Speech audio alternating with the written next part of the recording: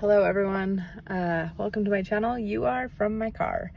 I was hoping to record a video today and I just haven't gotten around to it, but I'm sitting in the school parking lot waiting to pick up carpool, and I thought that I'd get on and share some thoughts that I have with you. And this might just be how my week is going to go, of sharing messages. So please continue to watch, even if it's not in the same format. But President Nelson, there was a tribute for President Nelson today, and that was so beautiful and so amazing. And I was grateful for that. I actually received a email from a follower. I hope this is okay to share. They didn't say that I couldn't share it. But it was someone who knows the family, and they do not know details. So I promise I'm not like withholding information. She was very respectful to the family. She's talked to the family, but didn't ask details. Obviously they are mourning. But she did say something which I thought that this was interesting, and I've looked and I haven't found an official statement from the church saying that they won't sustain him.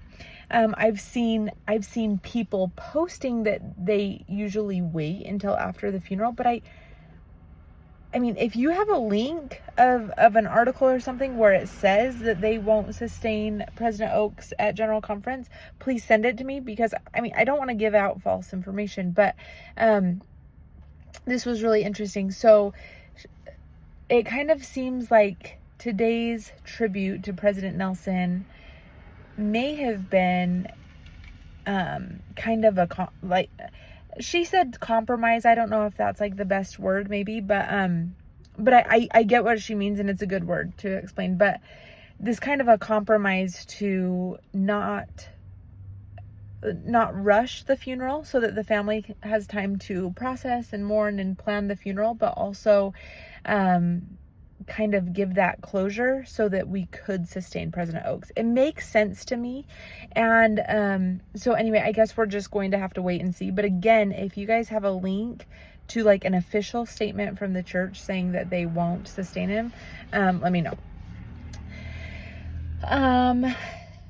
Secondly, I loved President Oaks. I loved his message today regarding President Nelson, how he said that President Nelson was a prophet of love. And I think we all felt his love, and we all felt love for him. I just love him so much. So that was truly amazing. Another thing that I loved was President Holland, and he said that the only thing I am sad about, or regret, I guess maybe was the word he used, was that President Nelson couldn't rededicate the Salt Lake City temple. And then he said, but whoever's in charge, you better do a good job and you better not mess it up. Is essentially what he said. And I got a kick out of that, because that was like President Nelson's baby, and you knew it. But he said but President Nelson, he's gonna have a great view, a better view is what he said. So which is true, and the work continues. And I just feel so grateful. In these past couple of days, it's been heavy, it's been hard, but I just feel so grateful to be a member of this church, and to know that we believe in God and Jesus Christ, and we know that he leads his church. I love that. Another thing I want to talk about is the Blanc, Michigan, kind of the things that are unfolding there. So Elder Bednar, and sorry, this is kind of like a rapid fire video. I know, like, I've been wanting to make videos, and maybe I'll make a longer video on these topics. I don't know, probably not. I'm like really wanting to prepare my heart and my mind for General Conference. So, but I still want to be here for you guys and talk about all the things that are going on, because I know that it's a lot. But Elder Bednar and his wife, Susan, have gone to Michigan and visited the members there. And that was an amazing, he put out a reel from that, and it was just touching that he is there with those members. There have been a lot of amazing things happen because of this, and I want to share some of them with you. Dave Butler, I believe it is the Dave Butler. I know that there's two prominent Dave Butlers in the church.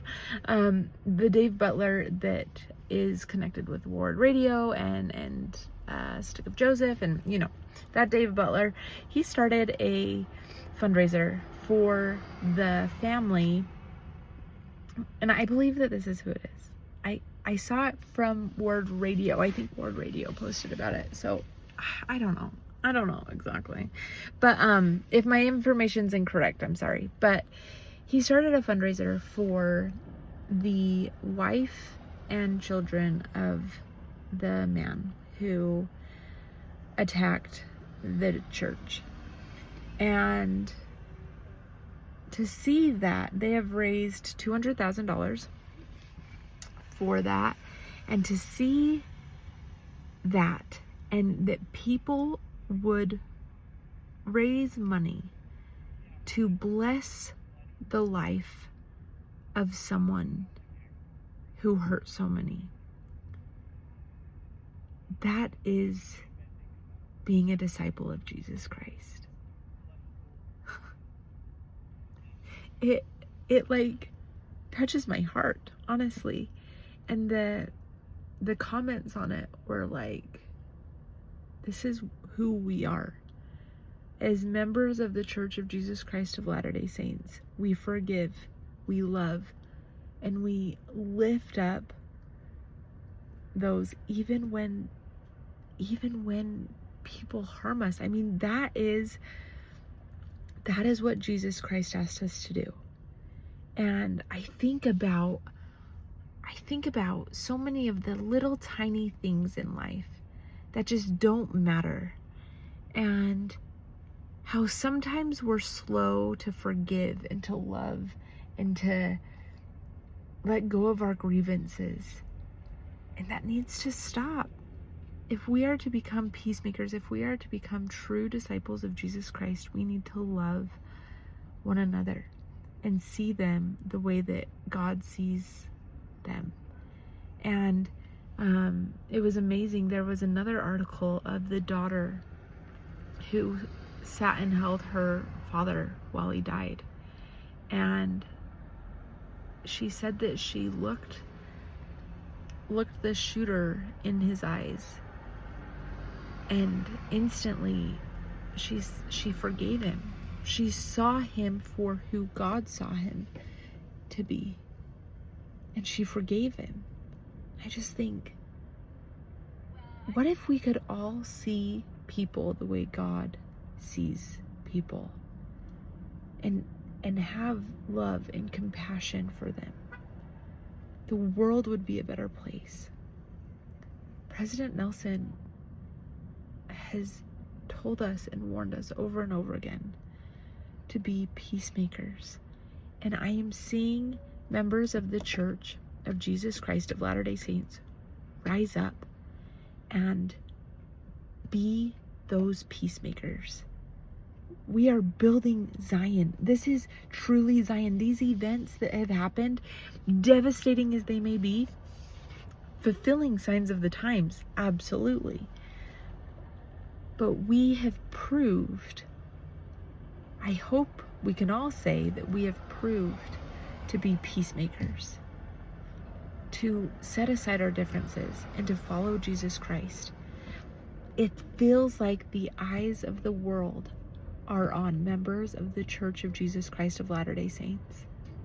People are watching, and we are following the example of Jesus Christ, and I love it. I am just so proud to be a member of his church. I am proud to follow the example of Jesus Christ. I don't say that. When I say I'm proud, I don't mean in a prideful way. I'm just grateful that we have been taught from prophets and apostles and from Jesus Christ himself that a true disciple of Jesus Christ is one who is a peacemaker, who loves, and that is who we are. I love you all so much. Keep going. I know it's heavy out there. I know this is a hard time that we're going through. I found myself singing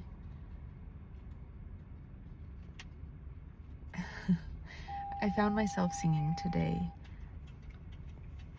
"We thank thee, O God, for a prophet." And the verse that I sang was, "When dark clouds of trouble hang o'er us and threaten our peace to destroy, there is hope smiling brightly before us, for we know that deliverance is nigh."